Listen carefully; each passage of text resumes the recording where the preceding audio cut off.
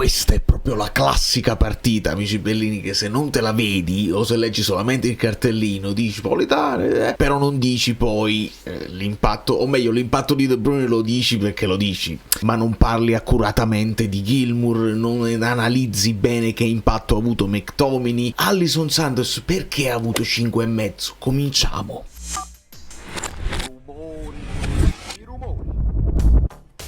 Senza parlare del 5 a Elmas, perché poi alcuni voti del fantacalcio non sono altro che alcuni giornalisti che facevano, perché non è che i voti del fantacalcio non contano anche per capire certe cose. Benvenuti, bentornati, specialmente bentornati a questi 48.000 che sono mensili, che non sono iscritti, quindi io vi vedo. Grazie per il vostro supporto, e mi dovete dare una mano con l'hype e con i like in questi giorni, perché non avendo fatto io live le ultime 2 volte l'algoritmo si sta un po' dimenticando di me, quindi mi dovete dare una mano prima che poi parta per quel mini tour che vi dicevo, e vi farò partecipi, quindi iscrivetevi anche per cose extracampo. Poi ci sarà una pausa dolorosissima dove crolleranno tutti i canali YouTube. Vogliamo andare sul campo, però prima di andare sul campo volevo fare delle pillole, perché io, avendola adesso vista con dovizie di particolari, senza il patè del risultato, io mi scrivo primo tempo male, ma proprio senza problemi. Poi entrano i mostri, KDB e McTominay nello specifico, e poi vado un attimo più nel profondo. Male Anghissà, ma male Spina, perché Anghissà noi lo capiamo, lui già era uno che a volte ti faceva in perfette condizioni fisiche la partita un po' sulle righe, un po' Maldini, però quello che non mi è piaciuto, che veramente non mi ha convinto, è stato Spinazzola. Dopodiché mi sono scritto iniziative di Santos e di Elmas, palla al piede, con progressioni importanti, non le vogliamo, cioè, il fantacalcio gli dà 5 e 5,5,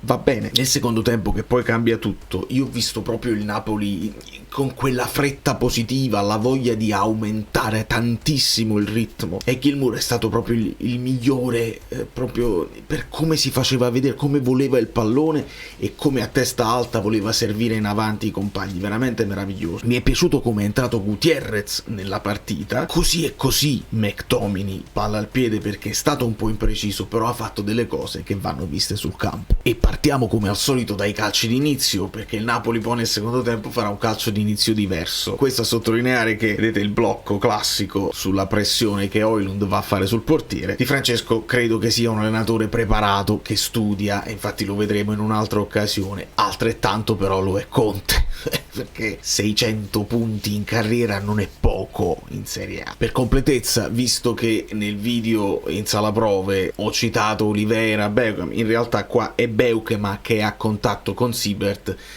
fa un movimento non falloso allontanarselo, lo allontana e poi salta di testa. Beukema perde un po' il contatto con... Qui Olivera potrebbe dare una mano, però in teoria dovrebbe anche guardare quello più esterno che sta lì, credo fosse Koulibaly. Sul calcio d'angolo bisogna stare più attenti, più sul pezzo, perché è la specialità del Lecce. E qua Meret per esempio fa questo passettino, ma poi rientra in porta. In un'altra occasione Meret farà il passo completo e ti leva le castagne. Questa è un'occasione che capita a Gilmour, lo serve bene Alisson, la palla però gli finisce un po' sotto, non ha il coraggio di tirare col sinistro per provare a prenderla col destro, poi la palla non sarà proprio irresistibile. Però una delle tante iniziative di Alisson Santos su quella fascia che ha messo in difficoltà il Lecce. A me la partita di Santos è piaciuta, non so voi, e nel primo tempo non abbiamo altro che questo squillo di Politano che ci dà l'illusione del gol, perché poi finisce sull'esterno della rete, ma poco altro. Il Napoli non riesce ad alzare i ritmi e il Lecce ci controlla abbastanza bene, anzi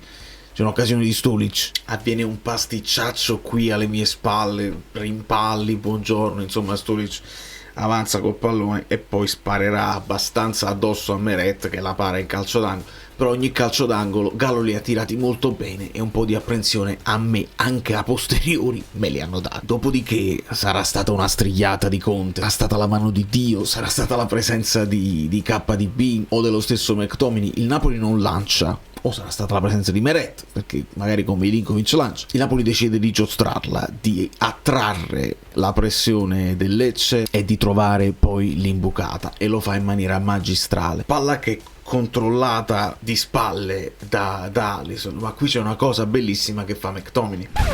Questa settimana lui 2 giorni è stato a casa perché ha avuto un problema di influenza, di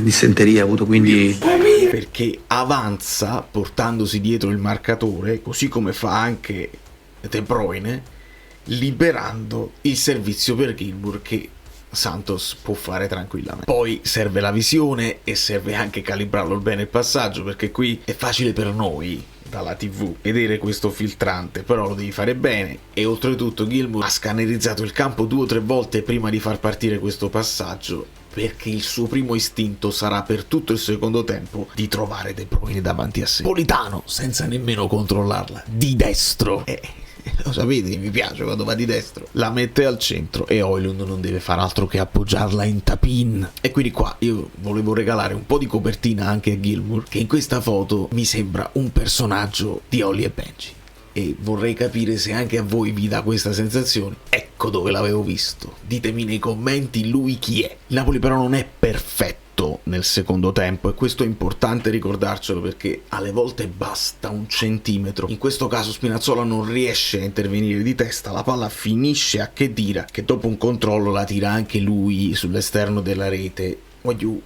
L'errore dietro l'angolo è umano e lo stiamo vedendo nelle altre partite, insomma ci sarà da lottare fino alla fine, vi prego non vi rilassate, il Milan ha perso, andiamo ad attaccare quel secondo posto, vi prego. Questo signore qua, noi abbiamo visto il 5% di quello che può fare Kevin, e c'è stato un periodo dove gli algoritmi di tutti i social mi portavano contenuti a raffica di, per esempio, di Guardiola che ne parla, lo descrive come uno dei giocatori. Quando Guardiola parla dei suoi giocatori, no, Messi, i vari Iniesta, ogni tanto dice però io non mi posso dimenticare di De Bruyne. De Bruyne è fortissimo, quello che mi ha dato De Bruyne voi non potete avere idea. Noi speriamo di poter avere una parvenza di idea, perché quello che ti dà in termini di posizionamento, vedete come lui sta sempre in questo caso giocando sotto punta, sta tra le linee, si fa trovare, ispira i compagni, capisce quando il filtrante non è ideale, perché lui ha questa visione periferica, sa che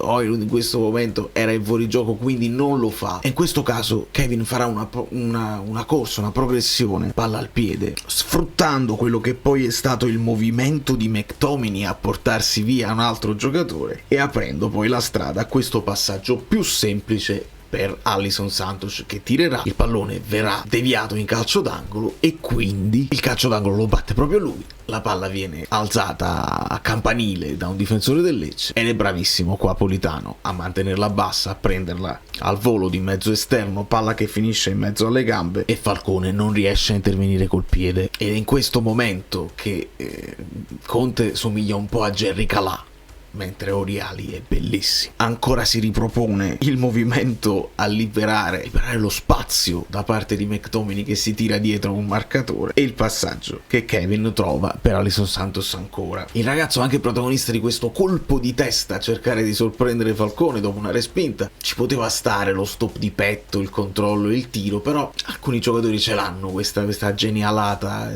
Me ne ricordo uno che non vorrei citare, però bella l'idea. Poi andiamo alle immagini granate, quelle che se non ti vedi la partita negli highlights non li vedi. E per esempio che Meret, se la palla è al limite dell'area e all'interno dell'area piccola, quando poi decide di saltare e di andare deciso sulla palla, ci può andare, diventa più alto di tutti e ti leva un pensiero. Ci dobbiamo inventare qualche altra cosa sul calcio d'angolo, perché questa azione con il doppio scambio per poi andare a liberare l'1 contro 1 per Alisson l'hanno studiata bene, e come vedete ci bloccano, fanno tutti gli accoppiamenti e quindi poi sta alla bravura nostra di fare i passaggi più veloci. Per quanto riguarda Anghissà, dobbiamo essere anche comprensivi. Io segnalo che qua lui una serpentina riesce a farla e subendo fallo riesce a fare anche un passaggio filtrante no look per Alisson. Quindi Conte lo ha detto anche, non lo dobbiamo dire noi, ce lo ha detto Conte in conferenza, tutti devono capire, compresi i calciatori e gli addetti ai lavori in primis, non è che adesso sono rientrati tutti e stanno al 100% della forma. Devo essere bravo io allenatore a gestirli bene, qualcuno dovrà capire che posso fare anche delle staffette, perché è quello che ha fatto, fa un tempo Anghissà, ne fa uno McTominay, e in questo momento a prima vista è una gestione che si devono alternare loro due. Kevin l'ho visto veramente molto bene, quindi potenzialmente titolare. E quello che impressiona non è solo quello che fa palla al piede, sono le rincorse che fa sugli avversari, il chiamare il pressing con autorevolezza, con carisma. Questo è quello che ti fa raddoppiare anche le forze e le possibilità. Tutti crescono insieme a De Bruyne e lui sembrava più feroce di Dembélé. Guardatelo al 73, l'avevamo fatto il gol, lui sta là come un pazzo, chiama Oilu, dice no, tu non ti allontanare da là, stai pronto, e qua appena Thiago Gabriel la dà a Falcone lui scatta subito e quasi gliela leva. Signori, questa è mentalità. Mi è sembrato un giocatore che sta giocando per la sua nazionale. Qualcuno si è permesso di dire che lui non se ne fregava di noi, vabbè, facciamo conto che sta giocando per se stesso.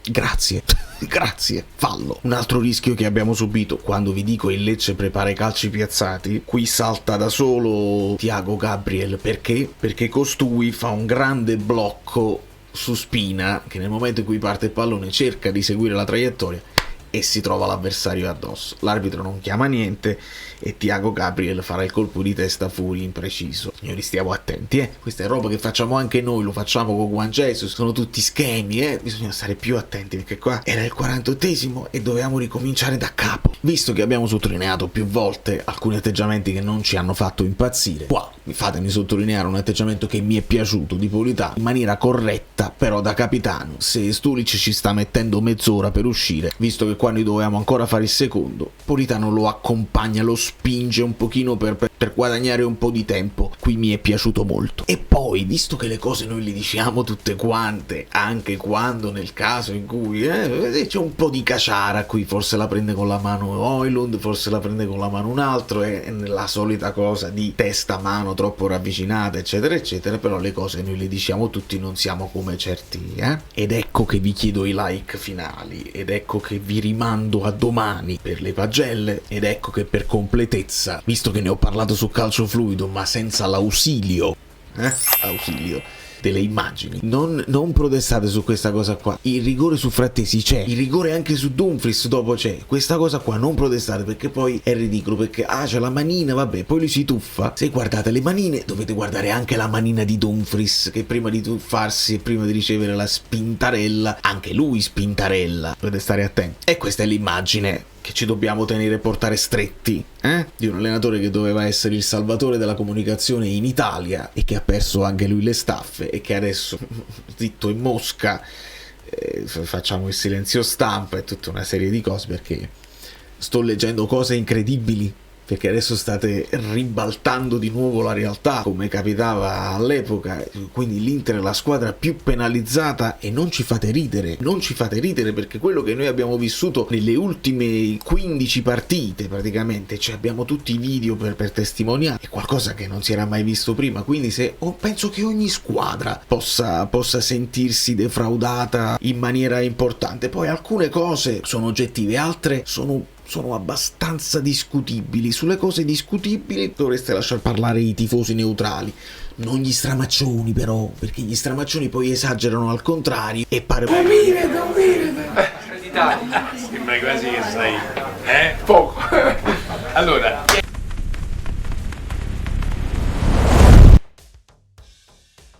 e pare brutto, perché poi la cronaca tifosa l'avete tolta dalle cose. Quindi fate attenzione e non esagerate al contrario, che adesso vi sentite defraudati perché avete un po' di paura che il Milan si rifà sotto. Subito si è risolto, la Lazio batte il Milan e noi siamo troppo lontani, e non vi preoccupate, l'avete vinto questo scudetto, lasciateci in pace e non ci fate ridere. Però da New York, Valerio Fluido è tutto, vi abbraccio e vi bacio. I like finali, così poi aumentano i contenuti. Vai, la live col Cagliari non ce la perdiamo.